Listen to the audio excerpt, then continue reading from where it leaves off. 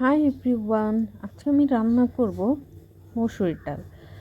আসলে আমি না ওই রকম মসুর ডালটা পছন্দ করি না, ডাল খেতেই পছন্দ করি না। তবে আমার বাবা খুব ডাল খেতে পছন্দ করে, যার জন্য আমার প্রতিদিন ডাল রান্না করতে হয়। আজকের ডালটা আমি একেবারে সিম্পলভাবে রান্না করব।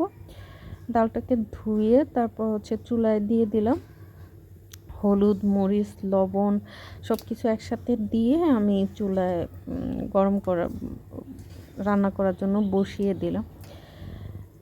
তোমরা বলো তো কে ডাল খেতে খুব বেশি পছন্দ করো? আমার না অনেক রকমের ডাল খেতে পছন্দ করি, যেমন ধরো মুগ ডাল, মুসুর ডাল, তারপর বুটের ডাল। আমার না খুব বুটের ডাল দিয়ে ডিম দিয়ে খেতে পছন্দ করে। ডিমটাকে ভেঙে তারপর ভাতের মধ্যে গরম ভাতের মধ্যে দিয়ে তারপর পলিথিন দিয়ে কেকের মতো করে তারপরে রান্না করে না, ওই রান্নাটা আমার খুব পছন্দ। আমি এই রান্নাটা মাঝে মাঝে করি যখন আমি বাসায় একা থাকি, ফ্যামিলির তেমন কেউ থাকে না, তখন এই ধরনের খাবারগুলো না আমি ইউনিক ইউনিক খাবারগুলো আমি একা রান্না করে খাই, আমার খুব ভালো লাগে।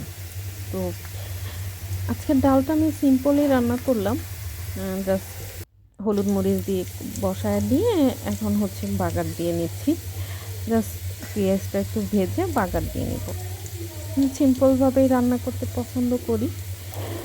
তবে আমার না ডাল দিয়ে গরুর মাংস দিয়ে খেতে খুব পছন্দ। গরুর মাংস, ডাল আর গরম ভাত, কি স্বাদ, তাই না?